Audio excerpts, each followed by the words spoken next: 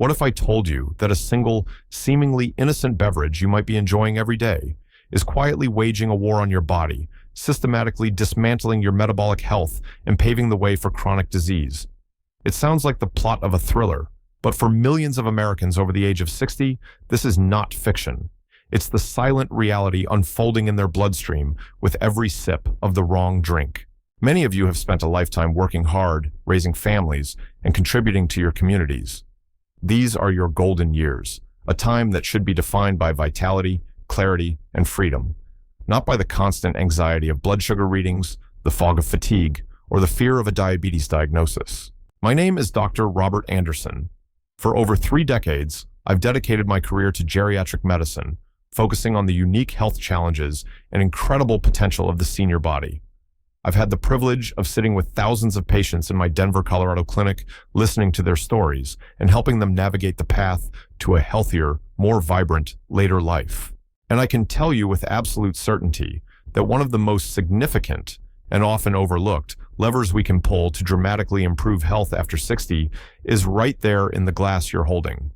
There's a pervasive and dangerous myth that as long as you're avoiding obvious desserts like cake and ice cream, you're doing enough to manage your blood sugar. But the truth is, liquid sugar is infinitely more treacherous. It's a Trojan horse, bypassing your body's natural digestive safeguards and flooding your system with a tidal wave of glucose that your pancreas, after 60+ years of service, is increasingly ill-equipped to handle. This isn't about fear-mongering, it's about empowerment.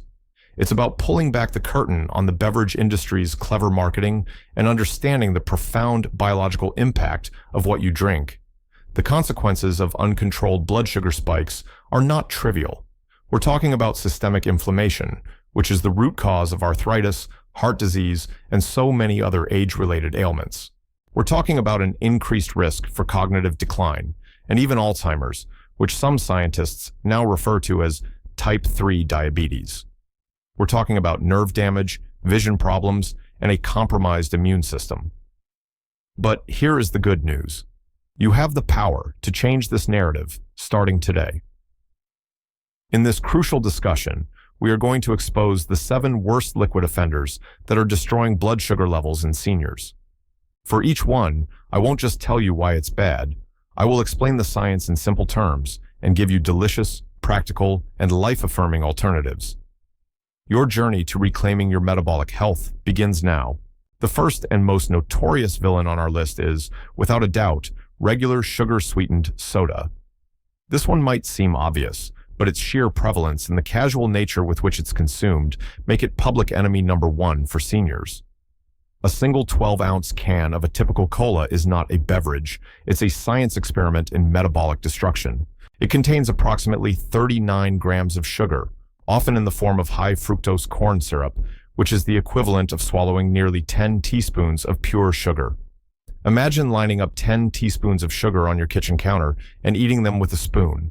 You would never do that, yet we casually drink it in a fizzy, flavored liquid. When a senior consumes this, the body experiences a cataclysmic event. There is no fiber, no protein, no fat to slow down absorption. This liquid sugar mainlines directly into the bloodstream, triggering a glucose surge of epic proportions. Your pancreas, the small organ working tirelessly behind the scenes, is forced into emergency mode, pumping out a flood of insulin to try and escort this massive amount of sugar out of the blood and into the cells. For a younger person, the system might cope, albeit with some strain. But for someone over 60, whose insulin sensitivity is often naturally declining, this is like sending a fire truck to put out a birthday candle. It's an overwhelming inflammatory response. Doing this day after day, year after year, is like constantly redlining an old car's engine. The pancreas becomes exhausted, and the body's cells become deaf to insulin's call, a condition known as insulin resistance. This is the direct precursor to type 2 diabetes. The problem is insidious. I had a patient, John, a 68-year-old retired postal worker from Aurora. He was a wonderful man, but he was perpetually tired and complained of a brain fog that he chalked up to just getting old. He told me, "Dr. Anderson, I eat pretty well. I have my 1 can of soda with lunch. It's my little treat." We ran his blood work, and his fasting glucose and A1C levels were deep in the pre-diabetic range. I challenged him to make just one change for 30 days, swap his daily soda for sparkling water with a squeeze of fresh lime. He was skeptical, but he agreed. When he returned a month later, the change was astounding. He'd lost 6 pounds, his afternoon energy had returned, and his blood sugar was already trending down. He said, "I didn't realize that one little can was acting like an anchor, dragging me down all day." That's the power of liquid sugar. The solution is simple and refreshing. Embrace bubbly water. Get a soda stream if you enjoy the carbonation. Infuse a pitcher of cold water with cucumber and mint, or strawberries and basil. Brew some unsweetened iced tea and keep it in the fridge. You're not just avoiding a poison, you're hydrating your body and brain in a way that truly supports your health. If you found this first point eye-opening and helpful, please let me know by typing a 1 in the comments section below. If not, a 0 is perfectly fine. Your honest feedback helps me create better content for you. The second culprit is far more deceptive because it comes wrapped in a cloak of healthfulness: 100% fruit juice. We've been conditioned for decades to believe that a glass of orange juice is synonymous with a healthy breakfast. We see commercials with sun-drenched Florida groves and happy families.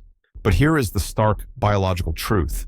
From your pancreas's perspective, a glass of apple juice or orange juice is nearly indistinguishable from a can of soda. The problem is a matter of processing and concentration. When you eat a whole orange, you consume the sugar, yes, but it comes packaged with a critical component: fiber. The fibrous pulp and membranes of the fruit act like a braking system. They slow down digestion and the release of sugar into your bloodstream, resulting in a gentle, manageable rise in glucose. When you squeeze that orange, and it often takes 4 or 5 oranges to make a single 8-ounce glass of juice, you throw away all of that protective fiber. What's left is a concentrated blast of fructose and sucrose that hits your liver and bloodstream with the same shocking speed as the high fructose corn syrup in soda. Think about it this way. Could you sit down and eat 5 whole oranges in one sitting? For most people, that would be difficult, but you can drink the sugar equivalent of those 5 oranges in less than a minute. This massive, unnatural sugar load overwhelms the liver, which can convert excess fructose into triglycerides, a type of fat that raises the risk of heart disease and contributes directly to insulin resistance. I remember a patient named Margaret, a 72-year-old retiree living in the Villages, Florida. She was a meticulous person, proud of her healthy habits. She swam every morning and started every single day with a tall glass of fresh squeezed orange juice from the carton. Yet, her A1C levels were stubbornly high and she couldn't understand why. She told me, "But it's pure juice. It's full of vitamin C." We discussed the concept of fiberless sugar, and I suggested she try an experiment. For 1 month, instead of her juice, she would eat 1 small whole orange and drink a glass of water. At her next checkup, her morning blood sugar readings had dropped by an average of 15 points. She was amazed. The healthy habit she clung to was the very thing sabotaging her efforts. The solution is to eat your fruit. Don't drink it. Enjoy a whole apple, a bowl of mixed berries, or a juicy peach. If you truly miss the liquid consistency, try a smoothie where you blend the whole fruit with a source of protein like plain Greek yogurt or a scoop of protein powder and a healthy fat like a tablespoon of chia seeds or a quarter of an avocado. This way, you keep the fiber and create a balanced, blood sugar-friendly meal. Was this information about fruit juice surprising or useful to you? Please type a 1 if it was, or a 0 if it wasn't. I read every piece of feedback. Our third offender has become a cornerstone of American culture, a daily ritual for millions: the sweetened specialty coffee and tea drinks. I'm talking about the mochas, the caramel frappuccinos, the vanilla lattes, and the sweetened iced teas that are sold at every corner coffee shop from Seattle to Miami. These drinks are Trojan horses for sugar, often containing more sugar than a candy bar or a slice of cake. A medium-sized flavored latte can easily pack 40 to 50 grams of sugar, and some of the larger whipped cream-topped blended drinks can soar to over 80 grams of sugar. That's the equivalent of 20 teaspoons of sugar in a single cup. People see it as their morning pick-me-up or their afternoon treat, failing to recognize it as a dessert-level sugar bomb that sends their blood sugar on a violent roller coaster ride. The initial rush of caffeine and sugar provides a temporary feeling of alertness and energy. But what follows is the inevitable crash. the pancreas unleashes an insulin torrent to deal with the sugar, causing blood glucose to plummet shortly after. This leads to fatigue, irritability, brain fog, and intense cravings for more sugar and refined carbs to bring the levels back up, perpetuating a vicious cycle of highs and lows that is exhausting for the body and damaging to long-term health. This cycle is particularly hard on the adrenal glands and can disrupt the body's natural cortisol rhythm, further impacting energy levels and sleep quality in seniors. David, a 65-year-old retired architect I treated in my practice, was a perfect example. He loved his morning routine, a walk to a local coffee shop for a large white chocolate mocha. He complained of a 2 p.m. wall where he felt utterly drained of energy, and his sleep was restless. He assumed it was just part of aging. When we broke down his daily mocha, he was stunned to learn it contained over 500 calories and nearly 70 grams of sugar. It wasn't a coffee, it was a liquid candy bar he was starting his day with. I didn't ask him to give up his beloved coffee ritual, but to modify it. We switched him to a regular Americano with a splash of heavy cream, which has no sugar and a little fat to promote satiety, and a sprinkle of cinnamon for flavor. The result? His energy levels stabilized throughout the day, the 2 p.m. crash vanished, and his sleep quality improved dramatically. He could still enjoy the ritual and the rich taste of coffee without the metabolic chaos.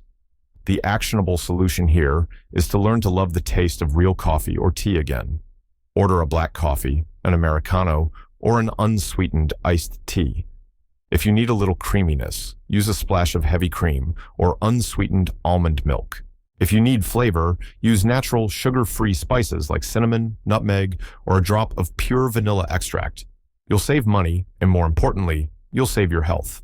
If this tip about coffee drinks was helpful for you, do me a favor and type a 1 in the comments. If you already knew this, or it wasn't useful, a 0 is also appreciated. Thank you. Next on our list are sports drinks. These colorful beverages are marketed with images of top athletes sweating on the field, giving the impression that they are the key to hydration and peak performance. The truth is, for the vast majority of seniors, these drinks are not only unnecessary, but actively harmful to blood sugar control. Sports drinks were scientifically formulated for a very specific purpose: to rapidly replenish carbohydrates, sugar, electrolytes, and fluids during prolonged high-intensity physical activity like running a marathon or playing a 90-minute soccer game. They are essentially sugar water with some added sodium and potassium. An average 20-ounce bottle of a popular sports drink contains about 34 grams of sugar. For an elite athlete burning thousands of calories, this sugar is immediately used for fuel. But for a senior whose daily activity might be a walk around the block, a gentle water aerobics class, or some light gardening, drinking a sports drink is no different than drinking a soda. There is no intense energy deficit to replenish. That sugar goes straight into the bloodstream, triggering the same insulin spike and contributing to the same metabolic problems we've been discussing. I saw this firsthand with a patient, Susan, a 75-year-old woman in Phoenix, Arizona, who was part of a senior water aerobics group. It was a wonderful social activity for her, but she had been advised by a well-meaning but misinformed friend to rehydrate with electrolytes afterward. So, after every session, she would drink a large bottle of a lemon-lime sports drink. Her blood sugar levels were inexplicably erratic, especially on the days she exercised. She was frustrated, feeling she was doing everything right. We uncovered the sports drink habit and explained that for her level of activity, plain water was all she needed. The electrolytes lost in a light sweat are easily replenished by a healthy diet. She switched to carrying a reusable bottle of cold water, sometimes with a slice of lemon in it. Immediately, her post-exercise blood sugar reading stabilized and her overall control improved. She was shocked that a product she perceived as healthy was the primary culprit. The solution is crystal clear. Unless you are engaged in over 90 minutes of continuous vigorous exercise, you do not need a sports drink. Your go-to for hydration should always be water. If you are concerned about electrolytes after being out in the hot sun, you can add a tiny pinch of high-quality sea salt and a squeeze of lemon to your water, or eat a handful of almonds or a banana. Don't fall for the marketing. Drink what your body actually needs. Let me know if this was a useful piece of information by typing a 1 for yes or a 0 for no. Your feedback is so important. The fifth category of drinks to eliminate is energy drinks. If sports drinks are unnecessary, energy drinks are downright dangerous for the senior population. These products are a chemical cocktail of massive amounts of caffeine, sugar, and other stimulants like guarana and taurine. A standard can of an energy drink can contain anywhere from 27 to 40 grams of sugar, comparable to a soda, but it comes with a stimulant kick that poses a unique threat to the aging cardiovascular system. For a senior, whose heart may already be dealing with age-related changes or pre-existing conditions like hypertension, consuming a beverage that jacks up both blood sugar and heart rate is playing with fire. The combination creates a perfect storm. The sugar causes a massive glucose and insulin spike, while the extreme caffeine load can cause heart palpitations, increased blood pressure, anxiety, and severe disruptions to sleep patterns. We know how crucial sleep is for a senior's cognitive function and overall health. Anything that interferes with it can have cascading negative effects. I'll never forget a gentleman named Frank, a 78-year-old from Houston, Texas. His grandchildren were visiting for the summer, and he was desperate to keep up with their boundless energy. A younger neighbor suggested he try an energy drink in the afternoon. Frank tried one, and then it became a daily habit. He came to my office complaining of a racing heart, feeling jittery and wired all evening, and being unable to fall asleep until the early hours of the morning. His blood pressure, normally well controlled with medication, was alarmingly high. It didn't take long to identify the new addition to his diet. We explained that his body was not equipped to handle that level of stimulation. The energy he was feeling was a stress response, a biochemical panic signal. We immediately stopped the energy drinks and worked on natural ways to boost his energy. A short 15-minute walk after lunch, ensuring he was well hydrated with water, and eating a protein-rich snack in the afternoon. The change was immediate.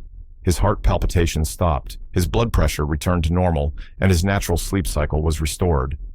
He learned that true sustainable energy comes from proper nutrition and gentle movement, not from a can of stimulants. The solution is unequivocal. There is no safe place for energy drinks in a senior's diet. If you are feeling fatigued, it is a signal from your body that needs to be investigated, not masked with a stimulant. Look at your sleep, your hydration, your nutrition, or speak with your doctor. Was this warning about energy drinks helpful? A 1 for yes, a 0 for no. I appreciate you taking a moment to respond. Our sixth category to avoid is a sensitive one, as it's often tied to socializing and relaxation: sugary alcoholic beverages. This includes most cocktails, sweet wines like Moscato or dessert wines, and hard ciders or wine coolers. Alcohol presents a double-edged sword for blood sugar management in seniors. First, the mixers used in most cocktails are loaded with sugar. A margarita, or a daiquiri, can be packed with sugary syrups and juices, delivering a massive glucose load just like a soda. But then, the alcohol itself has a complex and often unpredictable effect. While the initial sugar from the mixer might spike your blood glucose, the alcohol can later cause your blood sugar to drop, sometimes to dangerously low levels, hypoglycemia, especially for those on diabetes medication. This is because the liver prioritizes metabolizing the alcohol, treating it like a toxin. While it's busy doing that, it can't perform its normal function of releasing stored glucose, glycogen, if your blood sugar starts to dip too low. This creates a volatile and risky situation. I often share the story of Bill and Linda, a lovely couple in their late 70s from Southern California. They enjoyed a nightly ritual of sitting on their patio and sharing a couple of sweet cocktails. They noticed that Linda would often feel dizzy and weak a few hours later, and sometimes wake up in the middle of the night feeling shaky and confused. They attributed it to her just being frail. During a consultation, we connected the timing of these episodes to their evening cocktail hour. The initial sugar spike was being followed by a delayed hypoglycemic event caused by the alcohol. It was a dangerous pattern. We didn't tell them they had to give up their cherished ritual entirely, but we made a critical substitution. They switched from sugary cocktails to a dry red or white wine, like a Cabernet Sauvignon or a Chardonnay, which have very little residual sugar. They would have one small glass with their dinner, not on an empty stomach.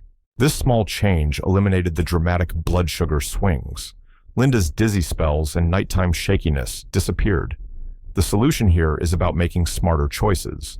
If you choose to drink alcohol, opt for drinks that are very low in sugar. Dry red and white wines, or a spirit like vodka or gin mixed with soda water and a squeeze of lime, are far better options than a sugary cocktail.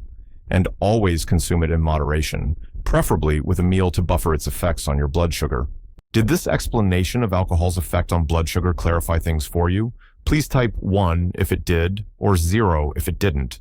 Your feedback is incredibly valuable. Finally, we arrive at our seventh and perhaps most controversial offender: diet soda and other artificially sweetened drinks. This is the one that trips up so many well-intentioned people. You see zero sugar or diet on the label and assume it's a free pass, a healthy alternative. But a growing body of research suggests that this is a dangerous misconception. While these drinks don't contain actual sugar and therefore don't cause a direct, immediate spike in blood glucose, their long-term effects can be just as damaging, if not more insidious. The problem lies in how they trick your brain and your gut. Your tongue tastes the intense sweetness, often hundreds of times sweeter than sugar, and sends a signal to your brain: sugar is coming. Your body prepares for the influx, and some studies suggest the pancreas may even release a small amount of insulin in anticipation. But then, the sugar never arrives. This disconnect can, over time, confuse your body's natural ability to regulate its response to real sugar. Furthermore, these artificial sweeteners can wreak havoc on your gut microbiome, the delicate ecosystem of bacteria in your intestines that plays a critical role in everything from digestion to immune function and, yes, blood sugar regulation. Studies have shown that sweeteners like aspartame, sucralose, and saccharin can alter the balance of gut bacteria, favoring strains that are less efficient at metabolizing glucose, which can actually promote glucose intolerance. They can also increase cravings for real sugar and sweet foods, making it harder for you to stick to a healthy diet. I had a patient, Helen, who was so proud of kicking her regular soda habit. She had switched to drinking 3 or 4 diet sodas a day, believing she had made a healthy choice. Yet, she was still struggling with her weight. Her A1C was borderline diabetic, and she confessed to having uncontrollable cravings for cookies and pastries in the evening. She couldn't understand what she was doing wrong. We talked about the deceptive nature of diet drinks. I challenged her to replace her diet sodas with unsweetened iced tea or plain water for a month. It was difficult for the first week, but then something remarkable happened. Her intense cravings for sweets diminished significantly. She felt more in control of her appetite, and by her next visit, she had lost a few pounds without making any other major changes. She broke the cycle of fake sweet that was driving her desire for real sweet. The solution is to wean yourself off the taste of intense sweetness altogether. Your palate will adjust. By eliminating both sugary and artificially sweetened drinks, you recalibrate your taste buds and your body's hormonal responses, paving the way for stable blood sugar and true metabolic health. This can be a tough one for many people to accept. Was this information on diet drinks new or helpful for you? Please let me know with a 1 for yes or a 0 for no. We've journeyed through a minefield of seemingly innocent beverages today, from the obvious villains like soda to the deceptively healthy fruit juices and even the zero-calorie diet drinks. We've unmasked the liquid sugar that hides in plain sight in our specialty coffees, sports drinks, energy drinks, and cocktails. The key takeaway from all of this is not to live in a state of fear or deprivation. It is to live in a state of empowered awareness. It is to understand that every time you raise a glass to your lips, you are making a choice that either builds your health or breaks it down. Your body, especially after 60 years of incredible service, deserves to be nourished, hydrated, and respected. It is a sophisticated, resilient machine, but it cannot withstand a constant barrage of sugar-laden liquids. The most profound lesson here extends far beyond beverage choices. It's a lesson about conscious living. It's about rejecting passive consumption and marketing hype, and instead actively participating in your own well-being. Your health in these golden years is not a passive state that simply happens to you. It is an active creation, built one small, smart decision at a time. Choosing water over soda isn't just a dietary change. It's an act of self-respect. Opting for a whole fruit over juice is a declaration that you value your long-term vitality over a moment of fleeting, sugary pleasure. This is the true path to not just a longer life, but a life filled with more energy, more clarity, and more joy. It's the difference between simply adding years to your life and adding life to your years. Now, I want to hear from you. My question for you today is, which of these 7 drinks surprised you the most? Was there one you considered healthy that you now see in a different light? Please share your thoughts and experiences in the comments section below. Your story could be the very thing that inspires someone else to make a positive change. If you found this information valuable and believe it could help someone you care about, please do me the honor of sharing it with a friend, a family member, or a neighbor. We are all in this journey of health together. And finally, if you appreciate this kind of in-depth, no-nonsense health information, I humbly ask you to subscribe to this channel and turn on notifications so you never miss a future video. Thank you for your time and your commitment to your health. Be well.